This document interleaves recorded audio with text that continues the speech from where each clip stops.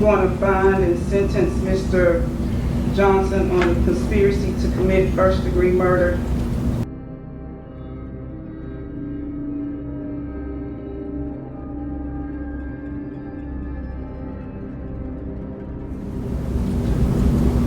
$35 years.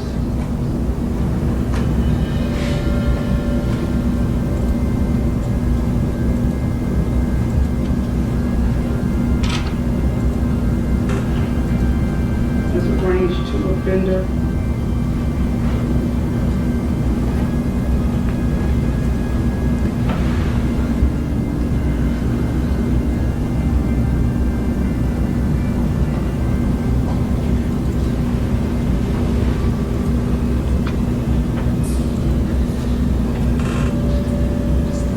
To the convicted felon in possession of a firearm, I'm going to sentence him to 15 years as a range 2 offender.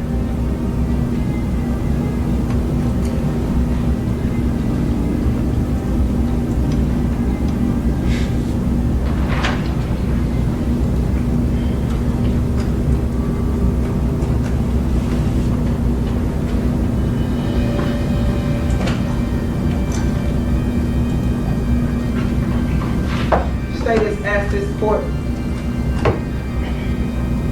to run these sentences consecutively.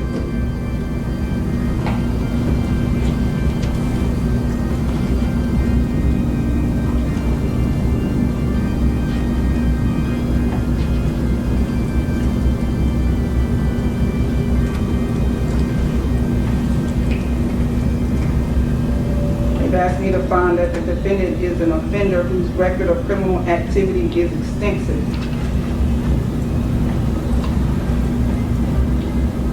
They've also asked me to find that he is a dangerous offender whose behavior indicates little or no regard for human life and no hesitation about committing a crime in which the risk to human life is high.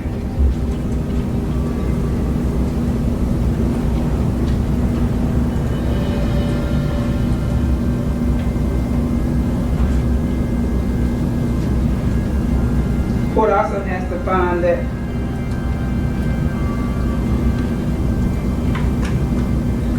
circumstances around this offense are aggravated.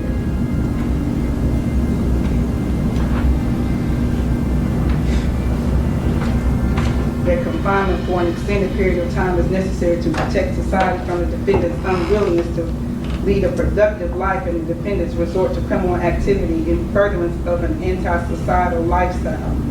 And the aggregate length of the sentences reasonably relate to the offense of which the defendant stands convicted.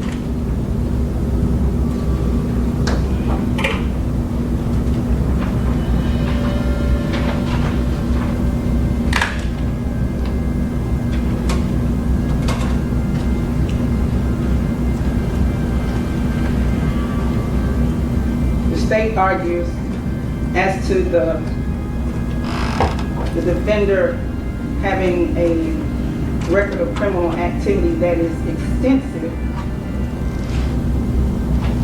that the court can consider not just his prior history, which the court's already talked about, the 3 prior aggravated robberies, 3 prior aggravated assaults in the federal firearms case, but also this first-degree murder, conspiracy to commit first-degree murder, and convicted felon in possession of a handgun. It's unfortunate that we've witnessed Mr. Johnson's progression in violent activity.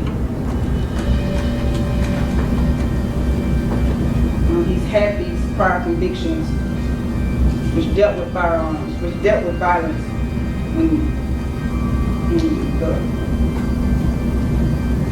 lack of regard for human life. It didn't get any better, it got worse. A whole lot worse.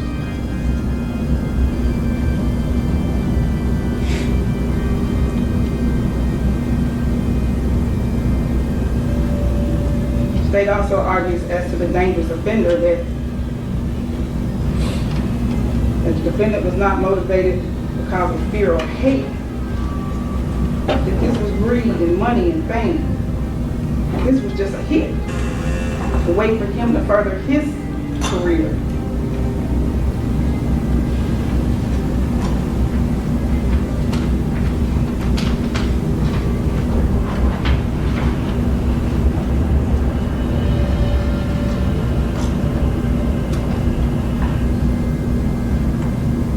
The defense argues that practically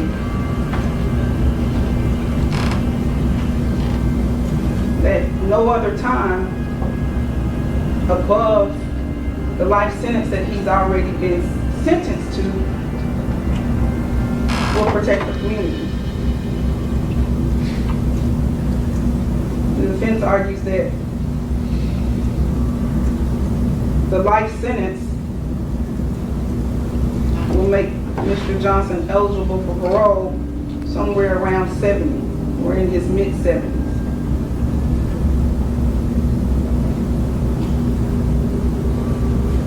And there's no need to protect the community any further because of that life sentence.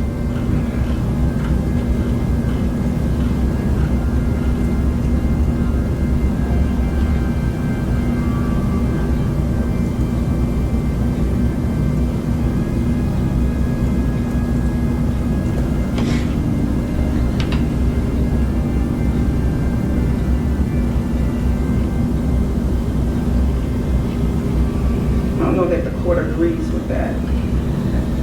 That sounds good. I don't know that the court agrees with that.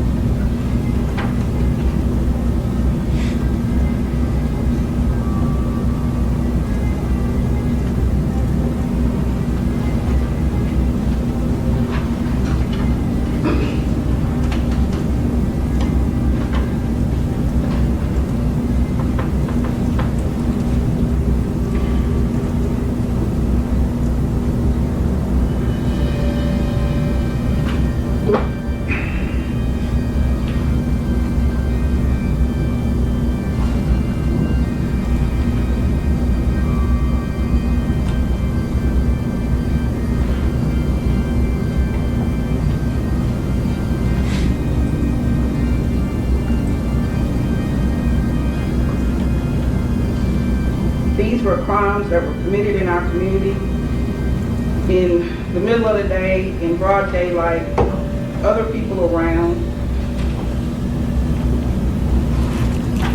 for greed.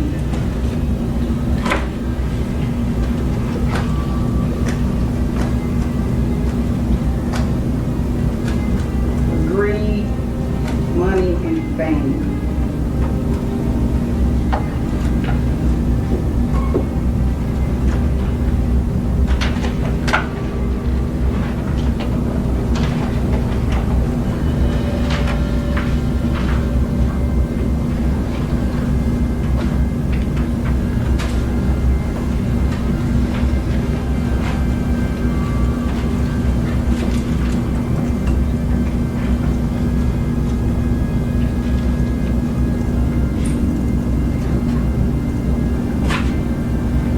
I'm going to run count 1 and count 3 concurrently.